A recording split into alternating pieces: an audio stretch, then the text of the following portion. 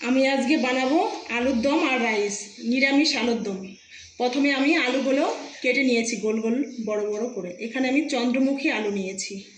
আর এখানে আমি সমস্ত মশলা রেডি করে নিয়েছি। আমি নিয়েছি জিরে বাটা, গোলমরিচের গুঁড়ো, আদা বাটা, লঙ্কার গুঁড়ো, ধনে গুঁড়ো, আর দেব কাজু বাদাম আর পোস্ত বাটা। প্রথমে আলুগুলো ভেজে নেব, ওই জন্য গরম হয়ে গেছে কড়াই, সর্ষের তেল দিয়ে দিচ্ছি।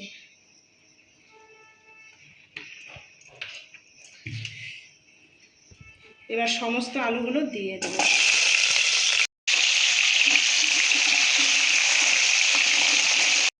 আলুগুলো আমি এরকম করে নাড়াচাড়া করে দেব। আমি সামান্য একটু লবণ দিয়ে দেব, সামান্য একটু হলুদ দিয়ে নাড়াচাড়া করে দেবো।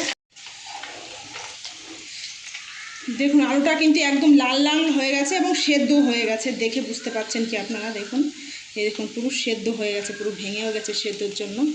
এই দেখুন, এবার আমি আলুগুলো সবগুলো নামিয়ে নেব। আমি ওই তেলের মধ্যে আর একটু তেল দিয়ে দিচ্ছি।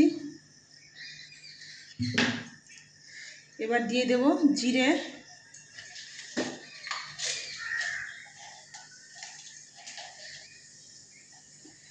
এলাচ, দারচিনি, লবঙ্গ,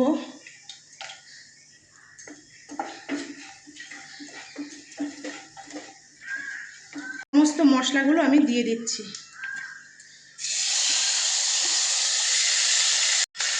আমি একটু জল দিয়ে দেবো যাতে মশলাটা পুড়ে না যায়। এরকম আস্তে আস্তে লো ফ্লেমে কষিয়ে নেব মশলাটা। কিছুক্ষণ কষানোর পরে আমি দিয়ে দিচ্ছি একটা টমেটো কুচি, পরিমাণ মতো লবণ, হলুদ গুঁড়ো।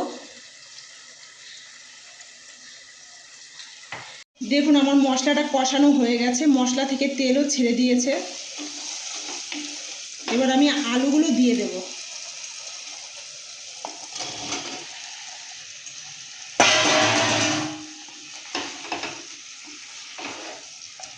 আলুগুলো দিয়ে একটু নাড়াচাড়া করে দেব।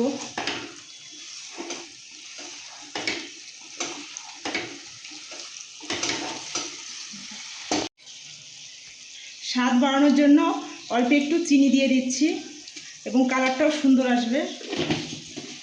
এবার আমি জল দিয়ে দিচ্ছি। দেখুন আমি জল দিয়ে দিয়েছি, খুব একটা বেশি জল দেবেন না, কারণ আলুর দম তো ঝোল ভালো লাগবে না। এবার আমি কিছুক্ষণের জন্য ফুটতে দেব। আলু কিন্তু পুরোপুরিভাবেই সেদ্ধ হয়ে গেছে, আপনাদের একটা আলু ভেঙে দেখাচ্ছে আমি। এই দেখুন একদম পুরো নরম হয়ে গেছে। এবার আমি দিয়ে দিচ্ছি দুটো কাঁচা লঙ্কা আর কাজু আর পোস্ত বাটা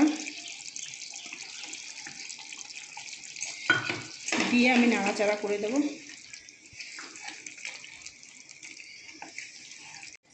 দেখুন 5 মিনিটের মতো হয়ে গেছে। এবার আমি ঘি দিয়ে দিচ্ছি একটু।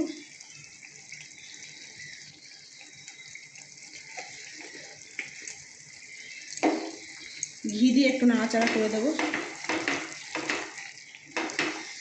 তাহলেই তৈরি হয়ে গেল আমার নিরামিষ আলুর দম। দেখুন দেখতে কিন্তু দারুণ হয়েছে, খেতেও ভালো হবে।